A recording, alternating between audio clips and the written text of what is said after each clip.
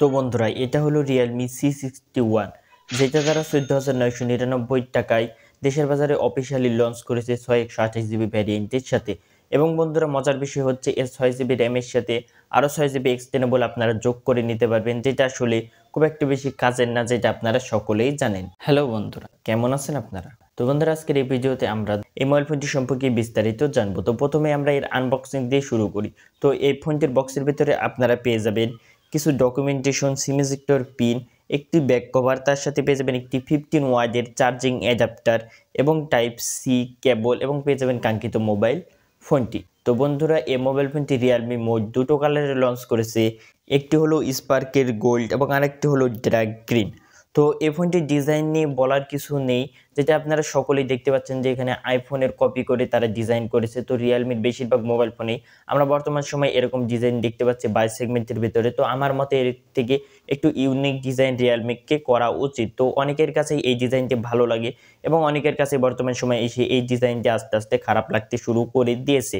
এছাড়া বন্ধুরা এই মোবাইল ফোনটির ব্যাক এবং ফ্রেম দুই জায়গাতেই পলিকার্বনেট দেওয়া রয়েছে, কিন্তু ব্যাক প্যানেল হালকা গ্লাসের টাচ থাকায় মোবাইল ফোনটিতে আঙ্গুলের ছাপ তুলনামূলক একটু বেশি বসে। তাই জন্য আপনারা যদি এই ফোনটি কিনেন আপনাদেরকে একটি ব্যাক কভার ইউজ করতে হবে।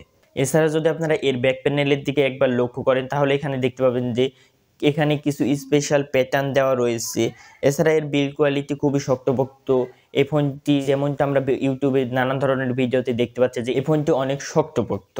মোবাইল ফোনটির রাইট সাইড থেকে আপনারা পেয়ে যাবেন একটি ভলিউম রকার এবং পাওয়ার বাটন, এবং এখানে পাওয়ার বাটনের সাথে রয়েছে ফিঙ্গারপ্রিন্ট সেন্সর, যে ফিঙ্গারপ্রিন্ট সেন্সরটি আমার কাছে প্রাইস পয়েন্ট অনুযায়ী ঠিকঠাকই লেগেছে। এছাড়া লেফট সাইডের দিকে পেয়ে যাবেন সিম কার্ড ট্রে, এবং ফোনটির নিচের দিকে আপনারা পেয়ে যাবেন 3.5mm অডিও জ্যাক পোর্ট, একটি মাইক্রোফোন টাইপ সি পোর্ট, এবং পেয়ে যাবেন স্পিকার গ্রিল।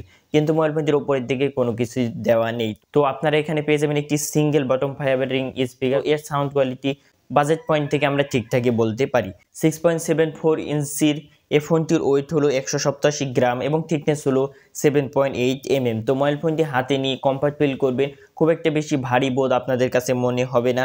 এছাড়া বিশেষ বিষয় হলো এই মোবাইল ফোনটিতে আপনারা IP54 এর রেটিং পেয়ে যাবেন, যেটা আমরা এ বাজেটের মধ্যে সচরাচর দেখতে পাই না। এটা আমরা একটি প্লাস পয়েন্ট ধরতে পারি। এছাড়া যদি ডিসপ্লে পাশে চলে আসি তাহলে এখানে আপনারা পেয়ে যাবেন একটি 6.74 ইঞ্চির একটি IPS LCD 90 হার্টজের ডিসপ্লে। তো এখানে 90 হার্টজ, এটা আমরা ভালো বলতে পারি, কিন্তু এখানে HD প্লাসের ডিসপ্লেটি দিয়ে দিয়েছে, যার রেজলিউশন হলো 720x1600 পিক্সেল। কিন্তু এর যে ব্রাইটনেসটি রয়েছে সেটি আবার ভালোই দেওয়া রয়েছে। এখানে রয়েছে 560 নিটস HBM ব্রাইটনেস, যার ফলে মোবাইল ফোনটি ইনডোর এবং আউটডোর দুই জায়গাতেই ক্লিয়ারলি ব্যবহার করতে পারবেন। এতে কোনো ধরনের সমস্যা হবে না। বিশেষ করে বাজেট পয়েন্ট থেকে আপনাদেরকে ব্রাইটনেস জনিত ঘাটতি মনে হবে না। কিন্তু ফোনটির ডিসপ্লে যে বিষয়টি 2024 সালে এসে মানানসই না, সেটি হলো ওয়াটার ড্রপ ডিসপ্লে। তো এখানে 2024 সালে এসে আমরা 15,000 টাকার মধ্যে ওয়াটার ড্রপ ডিসপ্লেটি আসলে কোনোভাবে মানতে পারি না। তো এখানে HD প্লাসের ডিসপ্লেটি যদি আমরা 15,000 টাকা বাজেটের মধ্যে যদি কোনোভাবেও যদি মেনেও নিই, কিন্তু ওয়াটার ড্রপের জায়গায় যদি রিয়েলমি এখানে 5 হোল কার্ড দিত তাহলে এটি দেখতে আরও ভালো লাগতো এবং অনেকের কাছেও এই বিষয়টি ভালো লাগতো। এছাড়া মোবাইল ফোনটির ডিসপ্লে চারদিকে সিন এবং বেজেলগুলো এগুলো আবার ঠিকঠাকই রয়েছে।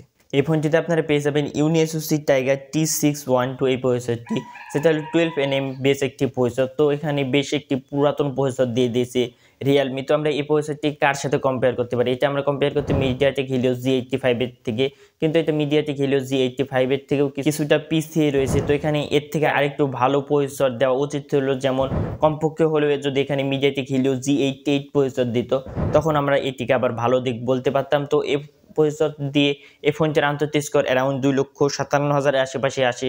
তো আন্তর্জাতিক স্কোরটি এখানে ঠিকঠাকই রয়েছে, এটা আমরা ভালোই বলতে পারি। এছাড়া মোবাইল ফোনটি এই প্রসেসর দিয়ে আপনারা আসলে কী কাজ করতে পারবেন? আপনারা ডেইলি লাইফে যে সকল কাজবাজগুলো রয়েছে সেগুলো আরামসে হ্যান্ডেল করে নিতে পারবেন, এতে কোনো ধরনের সমস্যা হবে না। এছাড়া যদি আপনারা গেম প্লে করতে চান তাহলে টুকটাক 2D 3Dর মতন গেমগুলো প্লে করতে পারবেন। এছাড়া আপনারা শখের বসে যদি ফ্রি ফায়ার খেলতে চান তাহলে আপনারা কিছু সময়ের জন্য ফ্রি ফায়ার খেলতে পারেন, কিন্তু লং টাইম খেলতে গেলে মোবাইল ফোনটি হিট করতে পারে এবং পারফরমেন্সে আপনারা কমতিও দেখতে পারেন। এই ফোনটিতে রয়েছে Android 14, যেটা আমরা ভালো বলতে পারি। এছাড়া রয়েছে রিয়েলমির UI।